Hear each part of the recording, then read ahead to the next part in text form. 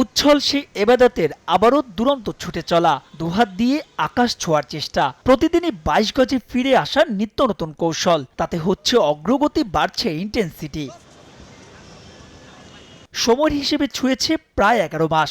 গেল বছরের জুলাই আফগান সিরিজে হাঁটুতে চোট, এরপর দীর্ঘ সময় মাঠের বাইরে, মাঝে একাধিক দফা বিলেতে হয়েছে সার্জারি, তারও পার হয়েছে ৩৮ সপ্তাহ। এই সময় এবাদত মিস করেছেন ২টা বিশ্বকাপ, গেল ওয়ানডের পর এবার মিস করতে যাচ্ছেন টি-20-র মেগা আসরও।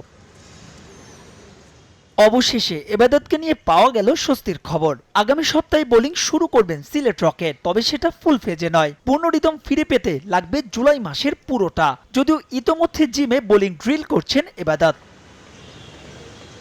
হোম অফ ক্রিকেটে বিসিবির strength and conditioning coach Yakub Chowdhury ডালিমের সঙ্গে নিয়মিত সেশন করছেন এই টাইগার পেসার।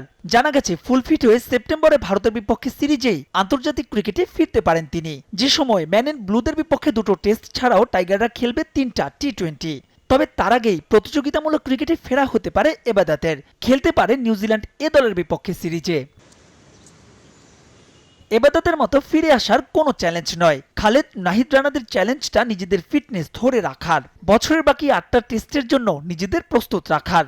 বাংলাদেশ টাইগার্সের ক্যাম্পের তৃতীয় দিনে বিশেষ কাজ হয়েছে জিম, ফিল্ডিং আর রানিং নিয়ে। আমি বেশিরভাগ ম্যাচ টেস্টেই খেলছি, তো সামনে 2টা 3টা 8টা টেস্ট আছে, তো এখান থেকে মূলত অনেক সময় পাইছি, লম্বা সময়, যে আমাকে আমার কোন জায়গাটা লেকিংস আছে এই জায়গাটাকে আমি আরও বেশি মানে ফোকাস করব, যে যাতে আমি এই জায়গাটাকে আমি আরও বেশি ফোকাস করে যাতে ইমপ্রুভমেন্ট আরও বেশি হয় এবং ম্যাচে যেটার এফেক্ট পড়ে।